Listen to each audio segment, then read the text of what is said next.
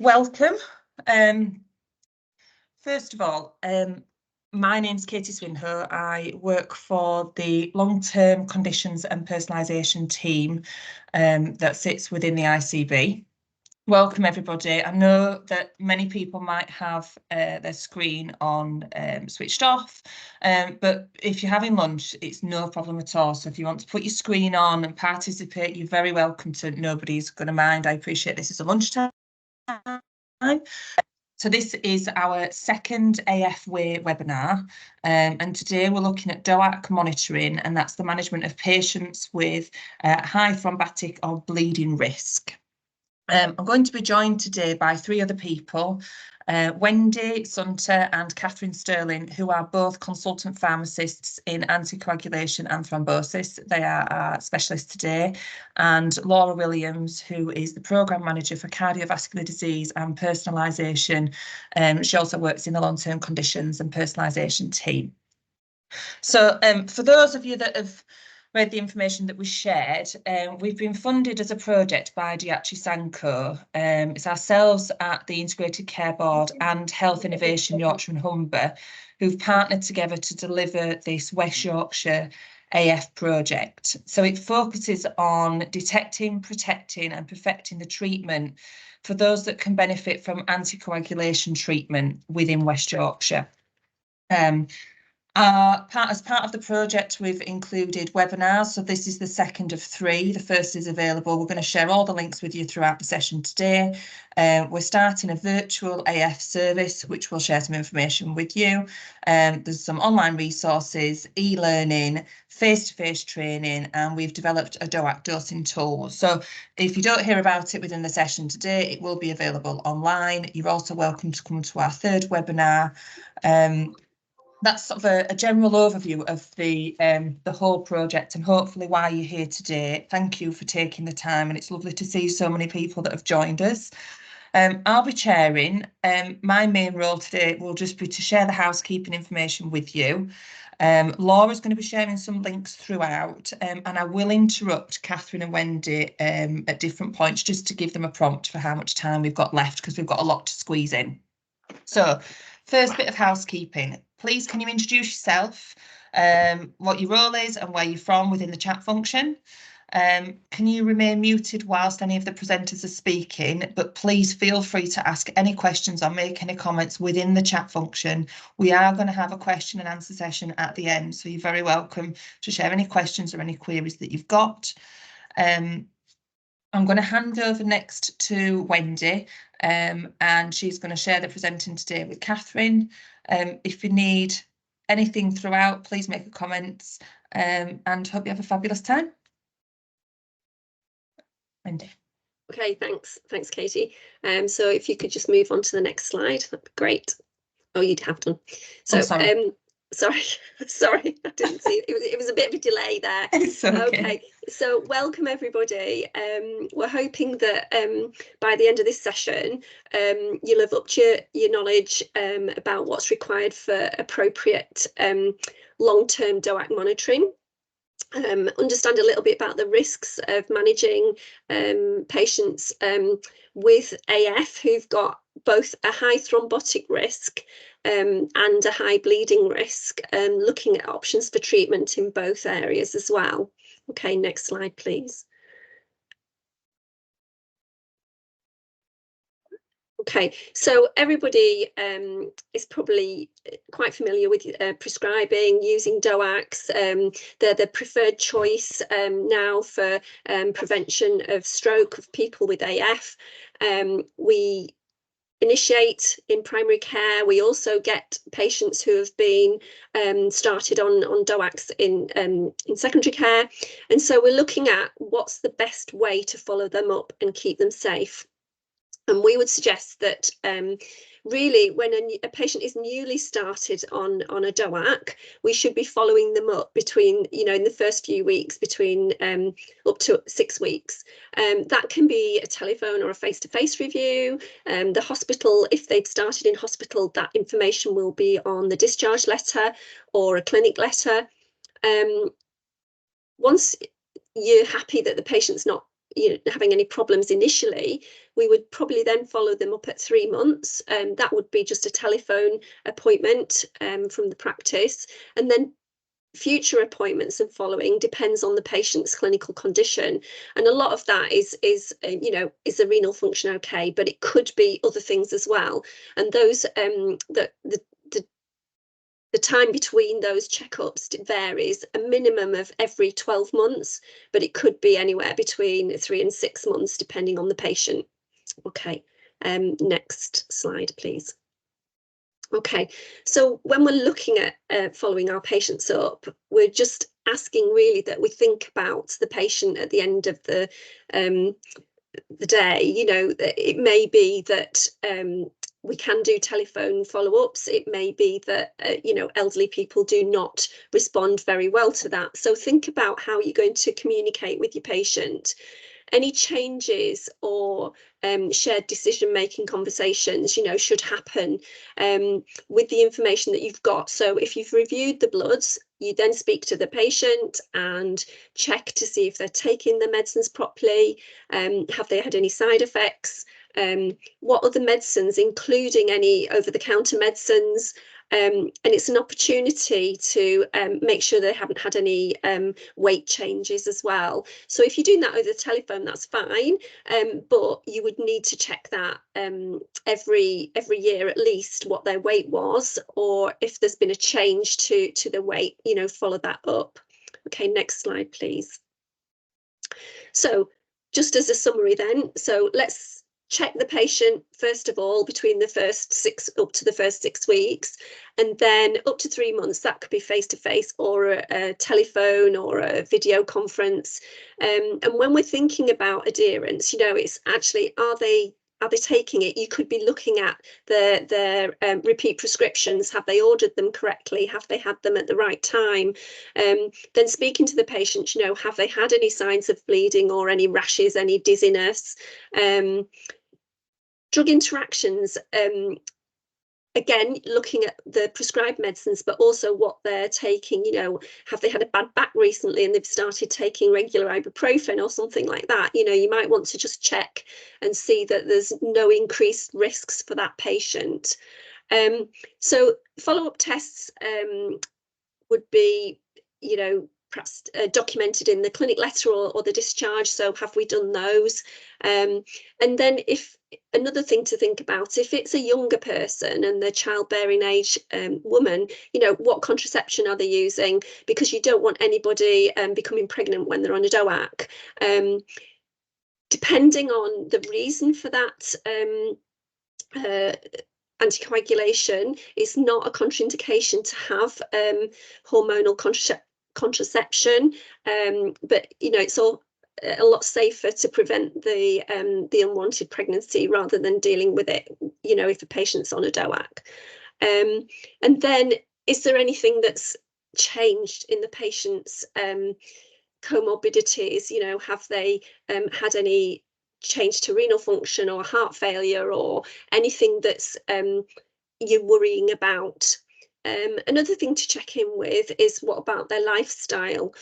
Are they drinking within safe limits? It's not as much of a problem as when patients are taking warfarin, but it's still, you still want to promote that healthy, perhaps less than 14 units of alcohol a week, and you wouldn't want those all in one day because that increases your risk of falls and head injury. Okay. Next slide, please. So moving on sort of down the line at 6 months, so you would still do are you taking your tablets okay, all the things that you'd done initially, but when you're monitoring your bloods, you should be always checking your U's and E's. We always work out the creatinine clearance using Cockcroft and Galt rather than using EGFR. Include your liver function tests and your full blood count, and also the weight. You weigh the patient, you want a current weight, or at least check with them that they haven't had a change to their weight. One thing that's come to light recently as well is we should not be giving DOACs if patients have got moderate to severe mitral stenosis.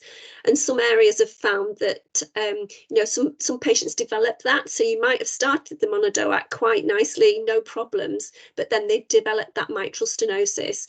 And the easiest way to perhaps check that is check with the patient. Have they had any cardiology appointments? Has anybody told them they've got a problem with mitral stenosis?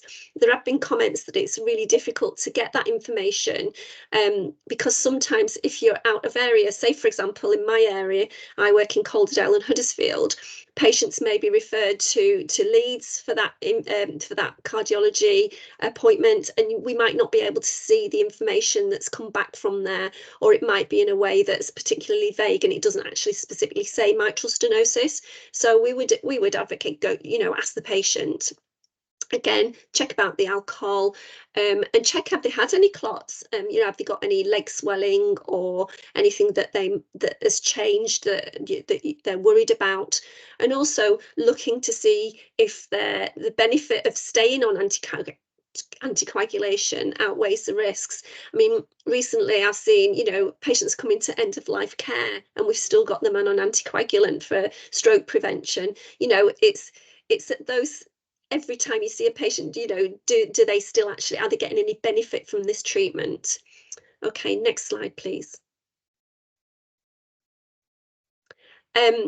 So when we're looking at that, has there been, is the dose appropriate for that patient? Is it clinically, it might be that the patient's had a birthday and it's taken them into the next age bracket.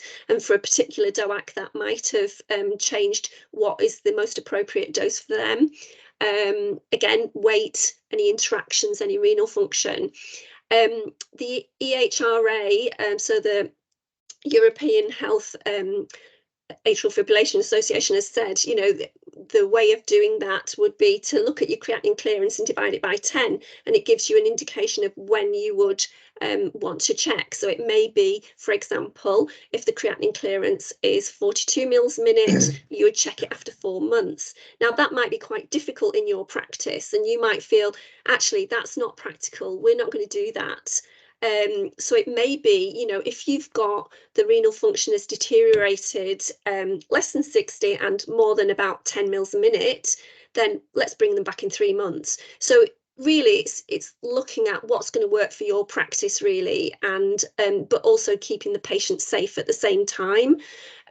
Sometimes we get patients who are just fluctuating with the renal function around a cut-off point. And we've talked about that before, haven't we? It may be appropriate to switch them onto a different DOAC so that you're not worrying that they're on the right dose. Okay, next slide, please. So everybody should be familiar with the thrombotic risk and the bleeding risk. So the tools that we have available to us that we use are the CHADS-VASc or the ORBIT score. You can find these online at MD Calc, and you simply just put in your parameters and then it'll give you a risk factor at the end. Okay, next slide, please. So other contraindications. So if a patient's got a hypersensitivity to any of the active substances or to any of the excipients, that's something that we should think about.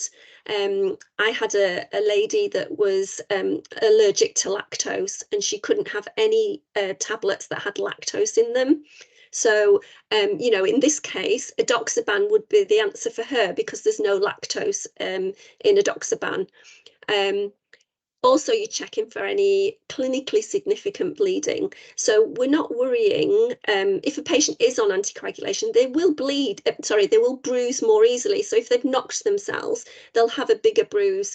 But you want to reassure patients, but also get them to contact you if they do have any clinically significant bleeding.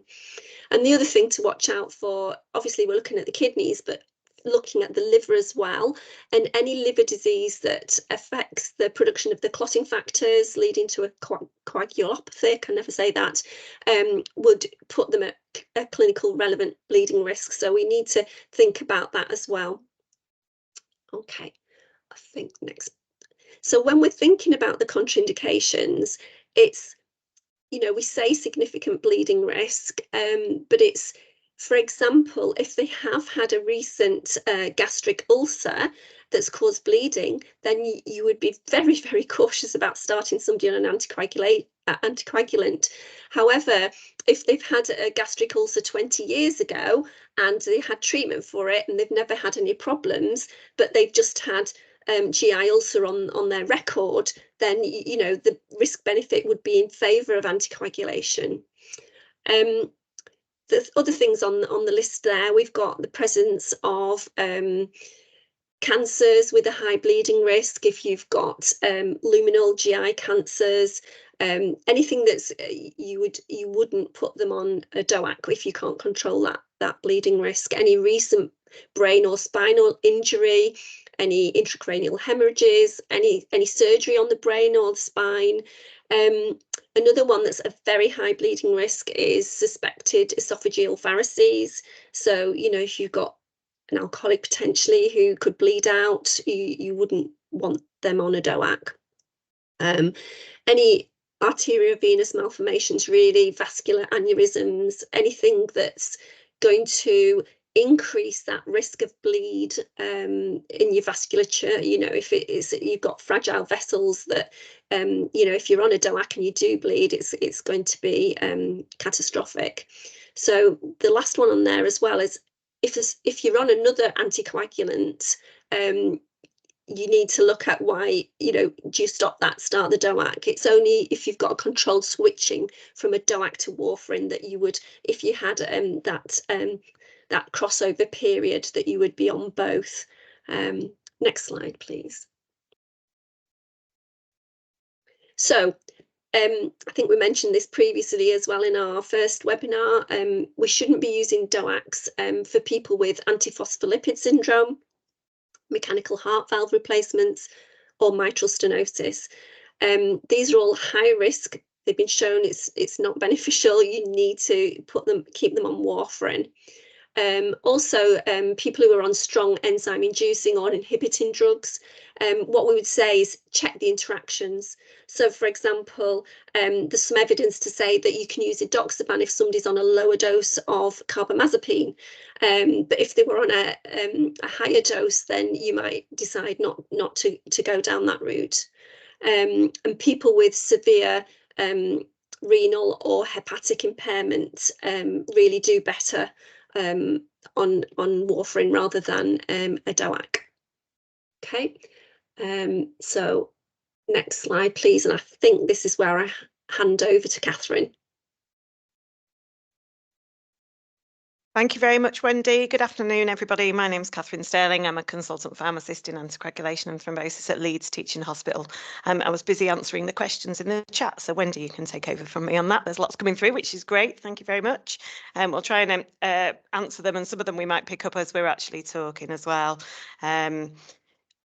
So I just thought I'd use some cases really to illustrate some of the points and the differences in the DOACs and why it's useful to and why it's useful to know a little bit about them all and to think about what might be best for the patient. So this is a patient, a fictional patient, 81-year-old lady with new AF and no mitral stenosis on an echo. She's hypertensive with a previous stroke, heart failure. She's 59 kilos, bloods are all normal, in normal range with a creatinine of 62 micromole per litre, which gives a creatinine clearance of around 59 mils a minute. She's on clopidogrel, but there's nothing else in her medication that is going to interact or increase her bleeding risk with a DOAC. So her CHADS VASC is 7. Which you can see if you can slightly on the slide. The stroke risk is 11.2% per year in this population. So she's a high thrombotic risk because of her previous stroke and her other risk factors, her age, being female as well. So really we should be anticoagulating where safe to do so. So bit of audience participation, I think. So next slide, please.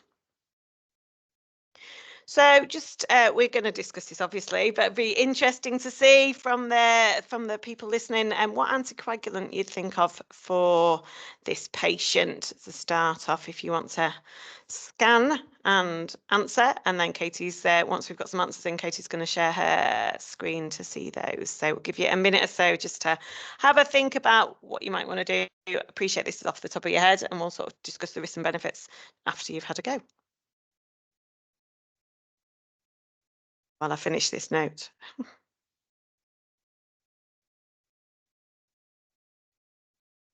So I'm sure most people have seen the QR codes before, but if you haven't, if you've got a smartphone, if you just open up the camera and hold it towards the QR code, it should take you to a voting page. If not, I've asked Laura to pop the link in the chat so you can click on that. And I'm going to stop sharing this screen and open up Mentimeter to see what answers we've got. Thanks, Katie. Yeah, just thought we'd have a think what people think, because it does make it for quite a it's quite an interesting one based on the patient, and it's maybe not quite as straightforward as some others when they've got a lower risk and options. Okay. I'm gonna wait and see what comes. So we'll. Oh, you can see it changing. Yeah. So this should work in real time. Cool. Yeah. So got a lot for apixaban. Obviously, generic apixaban is now very cheap. And we've got a few for edoxaban.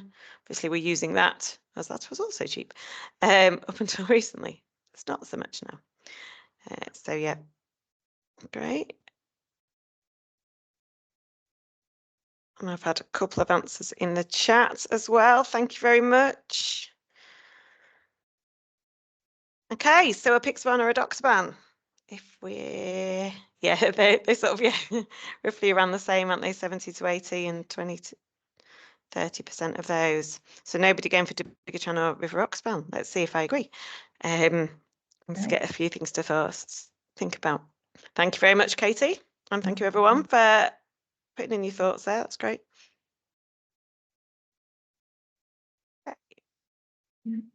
So, have the next slide when you've got a second. Thank you. Yeah. Okay.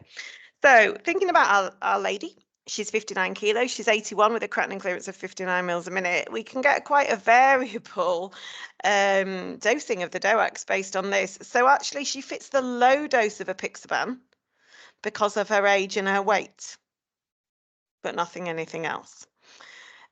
She also fits the lower dose of dabigatran because she's over 80, the lower dose of edoxaban because she's just under 60 kilos, or full dose of rivaroxaban. And I think this is interesting when you really need to consider the patient and their risk factors with these drugs, because it is interesting the variation we have based on her risks and her comorbidities in terms of what we might do. Now, she, let's say, her CHADS VASC is 7. I like apixaban. I use it quite a lot. I think people get on with it well. I think it's well tolerated. I wouldn't be keen on using it in this lady. The 2.5 milligrams twice a day dose wasn't trialed in many patients in the actual trials, and actually with her high thrombotic risk, I would be a little nervous about going with that low dose of apixaban. There may be other cases where it would be absolutely appropriate, and especially if there's a higher bleeding risk, that might be perfect to be the one of choice. But I would be nervous about using that low dose of apixaban here. Dabigatran, we don't use an awful lot of dabigatran, but it is a good drug. The 110 milligram dose in trials was as effective as warfarin. So the 150 milligram dose had increased efficacy over warfarin at reducing the risk of stroke or systemic embolism, and the 110 milligram dose was the same as warfarin. So that might be an option here. Edoxaban, again, we're going with a small dose because of her weight. And I've said 59 kilos, just because that made it interesting. It could fluctuate as well. So, we don't want someone having to check every 3 months what her weight is to change doses. Might not be so practical. And rivaroxaban, obviously, full dose on there. So if we have the next slide, please. So we want to look at her bleeding risk as well. So consider the choices. Her bleeding risk is low. She's old.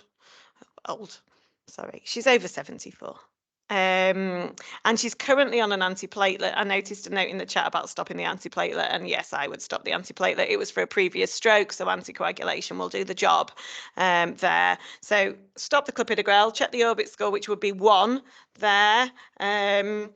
And then choose the highest licensed anticoagulant dose is what I would suggest for this high thrombotic risk. There's no concerns about bleeding in terms of her hemoglobin, her renal function, appreciating her age there. And obviously there's other options. So I would go with rivaroxaban here because you can give a full dose and the highest dose you can give. And then I would go with dabigatran for my second choice and then possibly consider the others. So this is because her bleeding risk is very low, but her thrombotic risk is very high. So do you need to think about a little bit in terms of, what the CHA2DS2-VASc is, what the thrombotic risk is. If her thrombotic risk was 3, because she's female and over 74, I possibly would be much happier with apixaban there. But I think there is other risk factors too, which would make it more sensible to give her a fuller dose of an anticoagulant. You could consider warfarin as well, but obviously we'll go with DOACs first where we can. Thank you. So next slide is a slightly different case. So obviously that was a high thrombotic risk with a low bleeding risk, but obviously higher bleeding risk as increasing age, previous history of bleeding, cancers, as Wendy mentioned already, concomitant use of drugs. We've talked about stopping clopidogrel in the last patient, or anything that can increase the level of DOAC. So antifungals, some macrolide antibiotics, if you've got people especially with poor renal function. We know that patients with lower body weight have a higher risk of bleeding. We know that if you're anemic or your platelets are low, we will anticoagulate people with platelets somewhere between 50 and 100. Under 50, we don't tend to, unless their thrombotic risk is incredibly high. We tend to be more nervous about that. Someone with platelets between 100 and 150, I wouldn't be concerned about and would definitely anticoagulate them. But patients whose platelets start dropping much lower than that, we would be investigating and trying to find a way of increasing them. Patients with poor renal function, obviously high risk of bleeding as well, and those with liver disease, as we've talked about. So things to think about in our patients, and obviously atrial fibrillation patients tend to be in the older population with lots of other comorbidities, so their bleeding risk can be fairly high. The next slide, please. So another 81-year-old female, new AF again, and no mitral stenosis. Lots of concomitant risks, so hypertension, again a previous stroke, heart failure, and has had an MI in the past and has had stents put in. So a bit lower body weight, 49 kilos. She's anemic and her creatinine is raised at 92, which gives a creatinine clearance of 33 mils a minute. It's much lower. She's on clopidogrel after her stents, but she's not on anything else. She'll be pleased to hear that it interacts or increase the risk of bleeding and no other allergies. So she's got a similar risk in terms of thrombotic risk to the previous patient, but you can see there are some significantly increased bleeding risks with her. So next slide, please.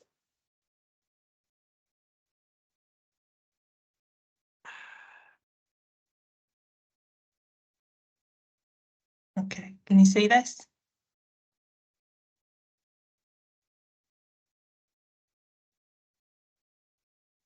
Yeah, I can see it, Katie. I'm just popping the link in the chat for anybody that needs it. Oh, lovely. Thank you. Sorry, my screen froze for a second then.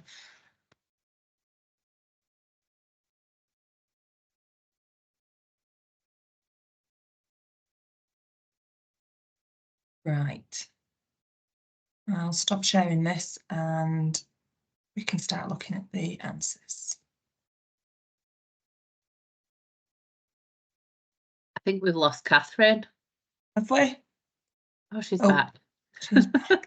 Ooh. Can you see the answers? Katie. You can, fab. I'm back now. Sorry about that. Okay. Don't worry. Chucked me out. It was maybe the best time as you doing the poll anyway. Right, got quite a mixture on this one now.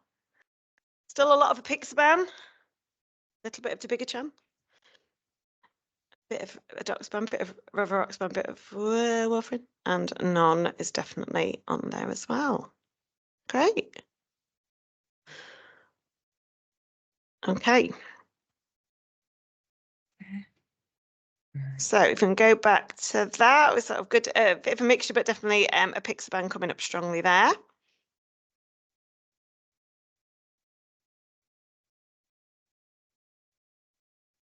Okay. Can we see this? Not yet.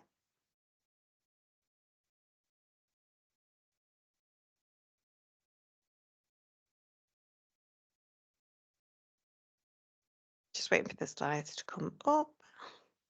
You can see Katie working hard in the background.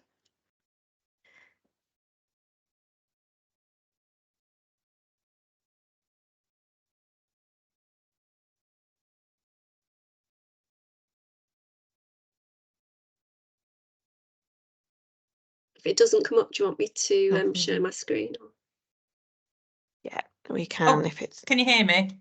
Yeah, Oh, sorry. Did you miss we can me? hear you. We just can't see the slides, Katie. But we That's can hear okay. you. Sorry, Teams kicked me out, so I've just rejoined. Sorry, I'm back now. I'll reshare for you. Seems to be going round. We might live. Right. Thank you. Can you see the screen, Mrs. Williams? No. No. No. Give it a few seconds. We can now. You can now. Yeah. Grand. So just the next slide. That would be great. Thanks, Okay. Katie.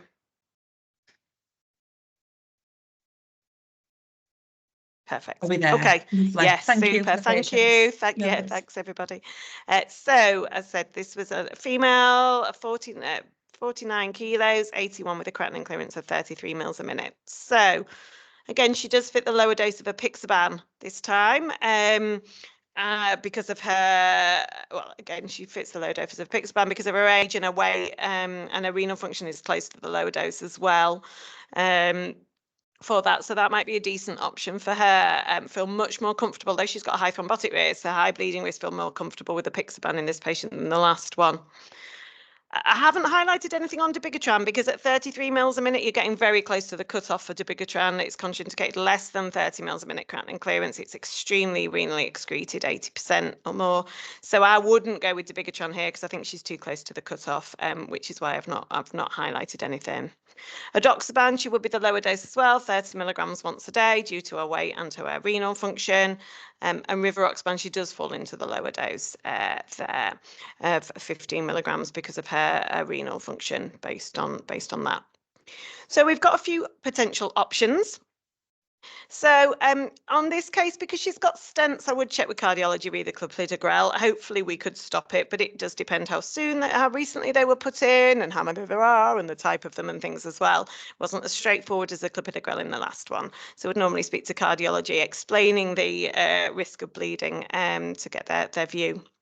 If they don't feel it would be safe to stop clopidogrel because they think the risk of the stents blocking would be too high, then we could consider a PPI to at least lower the GI bleed risk with the combination, but would be a bit nervous about that. She's anemic. As I said, we didn't go into any details of whether there was any hematinics or investigation. It could have been anemia of chronic disease, but we would also always check hematinics if they hadn't been done recently, see if what the ferritin is, or do iron binding studies if the ferritin was raised, because obviously it is an inflammatory marker as well as being a marker for iron. So sometimes you can't always tell. You can look at the full blood count and look at the proportion of hyperchromic cells. That can give you an idea of whether you're iron deficient, especially if the ferritin is looking very high. The hyperchromic cells are high, sort of 20% and upwards, then there's definitely an iron deficiency there. Elderly people don't absorb folate as well from the diet, so often low in folic acid, and that might be something it's obviously easy to replace. We often like a 3-month course, don't we? But some patients, if they have recurrently low folate, we just give it long term.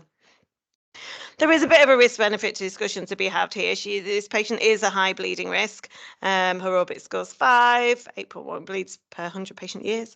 So she's high risk of bleeding as well as having a high thrombotic risk. And in her, I would choose apixaban first line. It's a lower dose. We know from studies independent of the manufacturers that there's less bleeding with apixaban than with the others. I would go with edoxaban if she couldn't take something twice a day, and potentially consider rivaroxaban if she couldn't have anything else. But obviously that's, you know, it's not such a dosing decrease from the full dose, and I think there's much higher risk of bleeding. So I'd probably rather not do that. But if things had improved with her anemia and things, that might be an option.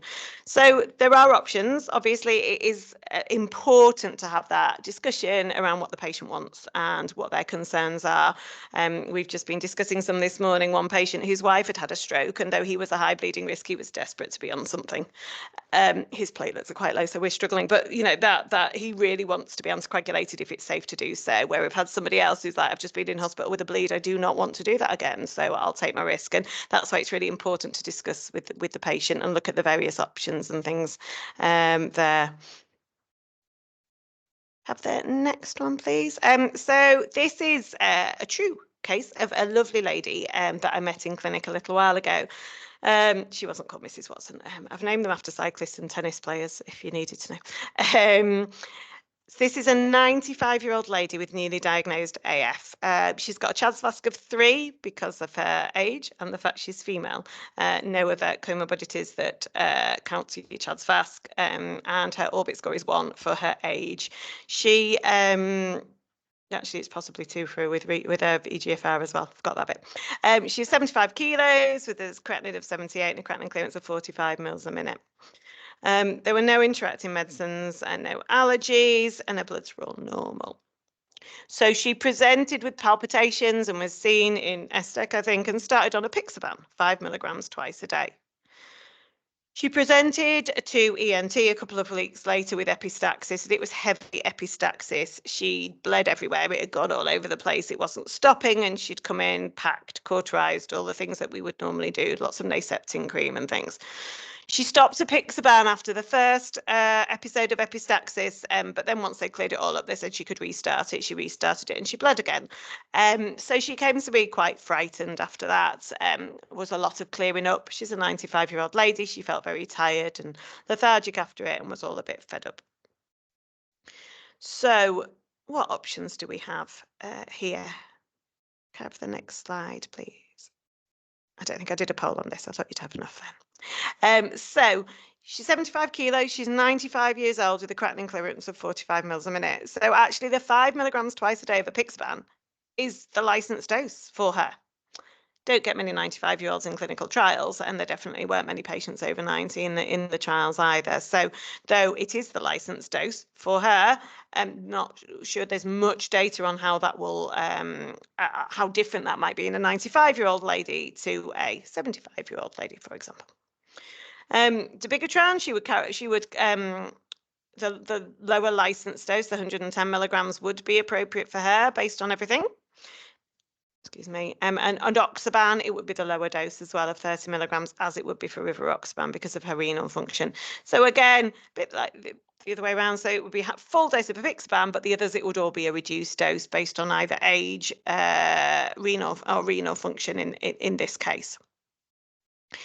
So as she'd had such heavy epistaxis with the apixaban, we potentially wanted to look at lower doses that we could use there. Have the next slide, please. Thank you. So as I say, the apixaban dose was correct for her age, weight and renal function, but we don't know much. When you Google, I love a bit of Google, but when you go and look for studies on DOACs and people of higher weight, they sort of cast anyone over 80 as a higher weight. So it's quite hard to find data on nonagenarians. They weren't represented in DOAC trials, and they do have people over 90. Obviously, as your age increases, your bleeding risk increases, and so they do have an increased risk of bleeding. There may be some other people in the trials. We discussed it, and she decided if there was an option she could take, she would like to go back onto an anticoagulant.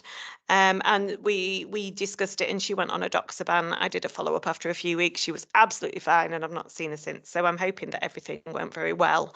But edoxaban would have been an appropriate one to go for. It's a lower dose based on her renal function, and once a day as well. And so she had no problems there. I appreciate she being extensively cauterized, packed, and naseptin skin creamed. You could also go with Rivaroxaban or dabigatran over obviously the apixaban, which she wouldn't have wanted again because of the bleeding. We do get cases where apixaban, the dosage drops to 2.5 milligrams BD rather than put them on the 5 milligrams BD, but that's not a licensed dose. And obviously, if you are prescribing things off license, you take full responsibility for that. So there, if she was desperate, she had side effects with the others, or wanted to desperately go back to it with apixaban, but bled on the higher dose, you could consider the low dose if you tried everything else. But obviously, she would need to understand that she's taking a risk because it's not the licensed dose for that, but might still offer her some protection, just hasn't really been tested. So not unusual. Epistaxis is usually one of the commonest types of bleeding with anticoagulation. Not unusual to see the sort of that with patients and obviously think about what they're on and whether there's any other alternatives that are still licensed that might reduce the risk somewhat. In this case, say edoxaban did. Can I have the next slide, please? Thank you. So, and just in the last case today, before we go on to all questions, patients with a previous intracranial hemorrhage is quite a common question we get around patients that have had a bleed in the past and whether they should be anticoagulated. This is an 85-year-old man. Known AF, but not anticoagulated after an intracranial hemorrhage 6 years ago while on warfarin. That's the information we have. His CHA2DS2-VASc is high. He's got a slightly raised creatinine. He's 90 kilos and creatinine clearance is 54 mils a minute. These creatinine clearances are based on actual body weight in all these patients. He's on some sertraline and some clopidogrel plus lansoprazole, but no other interactive medicines, no allergies.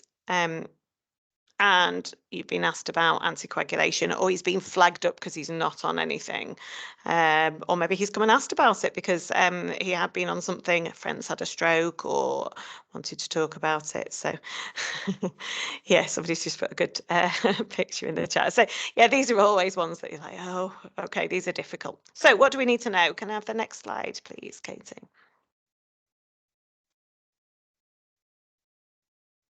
So I've left you dangling a little bit with this patient, and there are a few more things to be aware of for around the time. So what was the INR at the time of the intracranial hemorrhage? Was it 8, or was it actually in the therapeutic range? Was it a traumatic or spontaneous intracranial hemorrhage? If it was traumatic with an INR of 8 and a fall, it's obviously quite different to a spontaneous intracranial hemorrhage with an INR of 2.5.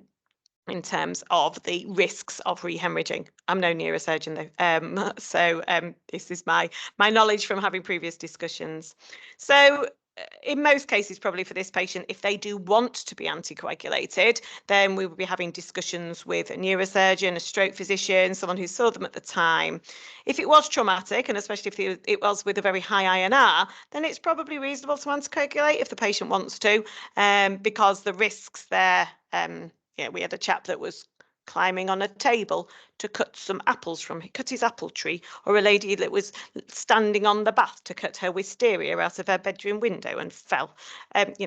Just tell them maybe that they could ask someone else to do that rather than doing it themselves, reduce the risk of falls. If it is someone that's falling because of low blood pressure or instability or some other comorbidity, then obviously that's a little bit different as well. So a bit more history to get. If it was spontaneous and the INR was supratherapeutic, then again, discuss with a neurologist, somebody who knows a bit more about it. Obviously, we've got a high INR, especially if it was over 5 or over 8, then you've got a much higher risk of bleeding. So it might be that having them on a DOAC, which they saw in the trials for patients with non-traumatic intracranial hemorrhage, there was less risk of that than there was with warfarin. If it was spontaneous and the INR in the therapeutic range, then amyloid angiopathy, I believe, on the CT. I'm a pharmacist, I couldn't tell you that, but obviously it might be reported. That can show there's a really increased risk of bleeding and you probably wouldn't want to anticoagulate them again. But again, if the patients come and they're keen, then obviously thinking about, discussing with the teams. We've done a lot of work on AF in Leeds, and the cardiologists, the neurosurgeons, the neurologists, the elderly care physicians are always happy to help us with the more complicated patients and to give other viewpoints and things. So definitely worth discussing with them. Our stroke team, we do go a bit, can you have a look at this scan and what do you think about anticoagulation? And it's really helpful just to get an expert's view. And they are, obviously you all have different ways of corresponding with your local hospital trust. But yeah, we use the AcuRx and advice and guidance, and so those are the ones that we would be going to ask for advice and guidance for. And also, depending on the patient, we sometimes get asked this patient, and we say, well, does the patient want the anticoagulation? And often it's, oh, well, it's just come up because they're not anticoagulated. So I think that's an important question as well, you know, because you could do a lot of work and the patient goes, I don't want to go back on anything. That was the most frightening thing I've ever had, and I've been all right. So I think that's, you know, as we've said a few times, ensuring we discuss with the patient and get their thoughts and fears and see where they want to go with it as well is really important. Next slide, please. So if it is decided that it was a traumatic intracranial hemorrhage with a high INR, and there is that it would be really safe to go back onto a DOAC, then these are the options that might be available to the patient. So anything really, and that they could discuss with them about once or twice daily, other bleeding risks. I mean, they were on sertraline, if you remember, and clopidogrel, though that might be able to stop. So but that might affect us and might want to go with a Pixaban, for example, or the lower dose of dabigatran because of the bleeding risk. But potentially, you know, all are available. And as I said, in the trials, there was low rate of spontaneous intracranial hemorrhage than with warfarin. I did get a question early on in the use of DOACs in the UK, saying that their patient fell over a lot, so they thought they'd be better on a DOAC than warfarin. But because that's what it said in the trials, but I say it was spontaneous intracranial hemorrhage, not to do with trauma. Could all bleed a lot with trauma, though obviously that depends a little bit about when they've had their anticoagulants, but if it's a DOAC as opposed to warfarin, which is obviously always fully anticoagulated. Next slide, please.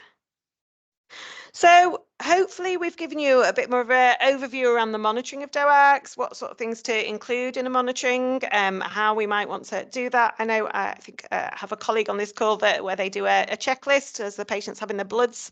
They're asked questions by a member of the team, and then if they're concerns, they can see the pharmacist. If they're quite happy and just want to crack on with their life and there's no concerns, then obviously that's picked up, the bloods are done and that's picked up in the chat. So yeah, just thinking about, you know, what's suitable for your patients, how much do you need to see everybody, thinking about your time and resource as well. So hopefully giving you a few things to think about from there. Hopefully the cases have demonstrated the things you need to consider if you've got a high thrombotic or a high bleeding risk for patients, and the different doses of DOAC that might be suitable and how that might affect your discussions with the patient about what's available based on their licensing as well. So hopefully that's given you a bit of an overview from there. And I think I hand over to Katie now. Thank you very much. I'm happy to answer any questions. Keep them going in the chat. So you've kept Wendy busy while I've been talking. Lovely. Thank you very much, Catherine. So I have another QR code for you. So I mentioned earlier that we delivered the first webinar a couple of weeks ago. This is the second, and we've got one next week. Obviously, we appreciate the time that people have taken to come today, but even more so, we just appreciate some feedback. So if you've got a couple of minutes, if you can either scan the QR code or use the link in the chat. As we go through any questions that people have, if you don't mind completing that now, it's really useful. It'll help us to shape the next sessions and the resources that we're producing for the website. I'm just quickly, whilst you think of a few questions, because we've got 10 minutes to go through them, I just quickly want to tell you about these, just in case anybody has to run off early. From today, we've launched the new virtual AF service. So this is going to be a service that's available either by email or by short appointment time, where you can contact us with any queries related to AF prescribing. So Catherine and Wendy will be facilitating that service. There's information here. We don't expect you to remember. I'll send it to you all afterwards. I mentioned again, we've got another webinar next week, which is focusing on the DOAC tool. So we're going to be joined by Mark Donnelly. He's going to help us with some practical guidance. There's going to be some question and answers. If you've got any questions that you want to ask now or any that you can think of afterwards, please share them, especially if it's related to the tool, and we'll make sure that these are addressed in next week's session if we can't address them today. Face-to-face training. We are at the moment we do have at the moment some capacity to deliver face-to-face training for practices where it's appropriate. So please contact us about that and we can discuss it with you. And lastly, we have a lot of free e-learning available for anticoagulation and lipid modification. This is literally click sign up and we will send you the license and you can do that within your own time. The time that it takes to do them ranges between 1.5 hours and 3 hours. That's available to everybody, so please share it with your colleagues as well. I'll send you the links to those. And I'll hand back for the last 5 to 10 minutes to Catherine and Wendy for any questions and answers. Thanks very much, Katie. Just to say, any questions about AF and anticoagulation, we're not experts on rate control, rhythm control or procedures. So it's just around anticoagulation for the MDT sessions. There's a question in the chat. Which DOAC would you recommend for a patient who is over 120 kilos for AF?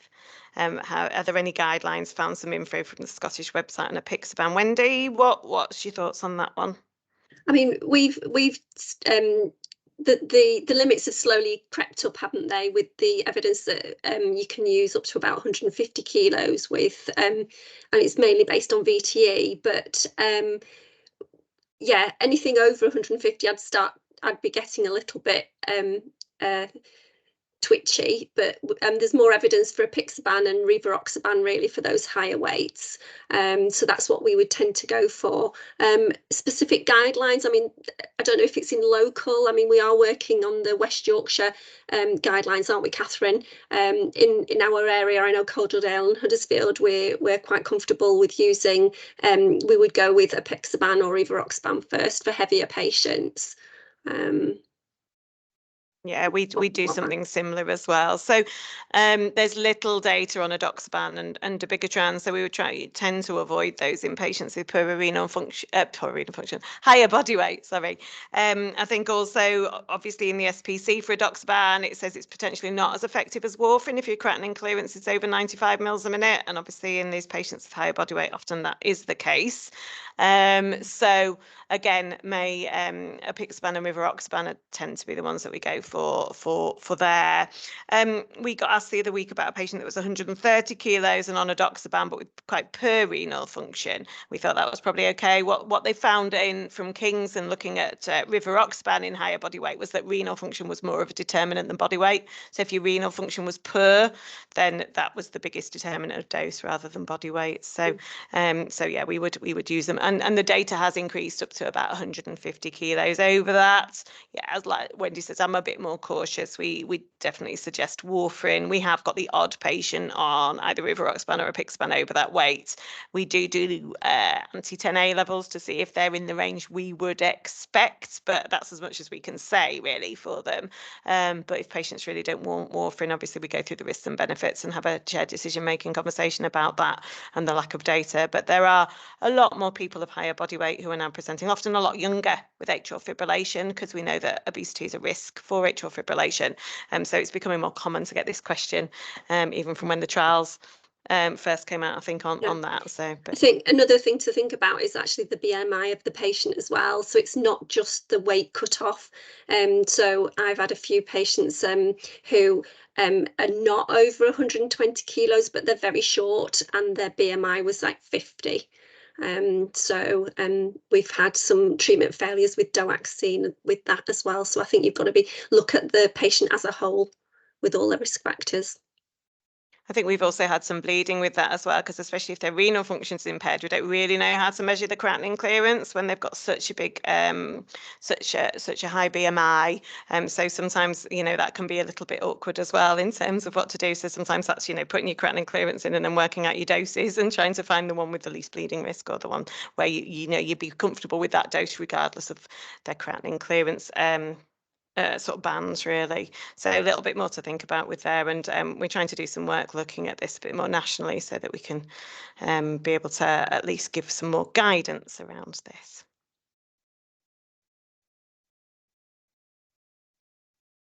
Is there any other, I think Wendy did answer most of the questions in the chat. Was there anything else anybody wanted to that we hadn't covered, or I think of a question around the more difficult population?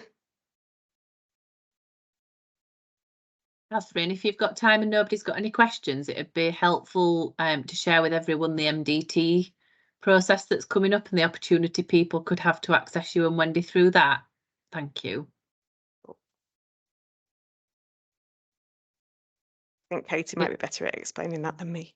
Yeah, Katie? no, Please. That's completely fine. So we have a dedicated page on our website for the AF Way project. So on there, you'll find all the videos and the links. At the very top, we've just put some information about the virtual service that we're launching today. So very simple. On the webpage, there is a form to complete. It's asking you for information about the case. Everything that you want to discuss must go on that form. Okay, we can't discuss or provide any advice on anything that's outside of it. It asks you to send it to our long-term conditions inbox. We will then, well, not myself, but Wendy or Catherine will either be able to respond to it by email, or if they feel that it needs a discussion, we'll organise an appointment with you, a 5 or 10 minute time slot within 7 to 14 days. Obviously, notifies on the form if it's urgent. We've got time booked in, so each week to respond to emails. We've got time booked in each week to hold the virtual sessions. So it's an ongoing service. We've got time planned in from today right through to the 1st of July. We'll be adding in more dates dependent upon demand. The time slots are varied, so Mondays through to Fridays, and we'll do our best to accommodate anybody obviously around your own schedule. So I'll put the link in the chat. I'll send the information to you afterwards. Any feedback on it as well. Obviously, it's a new service that we're running for the whole of West Yorkshire. It has been done in Leeds. So people have had some support in Leeds and it's been extremely successful, hence us rolling it out to the rest of West Yorkshire. So any feedback, like with the sessions today, we're very grateful for it. Anybody got any questions on that? While we're waiting for those, can I just add in, it is really important, as Katie said, that if you don't, because we can't, obviously when we did it in Leeds, we can see patients' records from the hospital. We're not going to be able to do that for lots of parts of West Yorkshire. So it does need to be on the form, the question that you want answering. And it's all right if it's a sort of generic question that covers a number of patients. You know, we find we get that in the MDT. It'll be, well, it's not a specific patient, but I've found this quite a few times. And obviously we're happy to answer those, but it needs to be on the form, please, just to make it easier for us to try and formulate some answer, or at least point you in the right direction. Okay, wonderful. I can see as well that quite a few of you have completed the evaluation form, so thank you very much, and quite a few people have signed up to the e-learning, so that's absolutely fantastic. It's not just available to yourselves, obviously your colleagues that weren't able to come today, you want to share it with them, you're very welcome to. I'll put everything on an email along with a PDF version of the slides from today, and all the links. I think unless there's any other questions that anybody's got, thank you very much. Thank you, Wendy, Catherine and Laura, for your help. Thanks, Katie. Lovely. Thank you very much. I think there's sorry, just Wendy. one more question. Yes. Does the MDT replace the Leeds one? No, still doing Leeds ones. Super. Thank you all so much. Wonderful. Thank Thanks, you. Have a nice everyone. afternoon. Take care. Bye. Bye bye.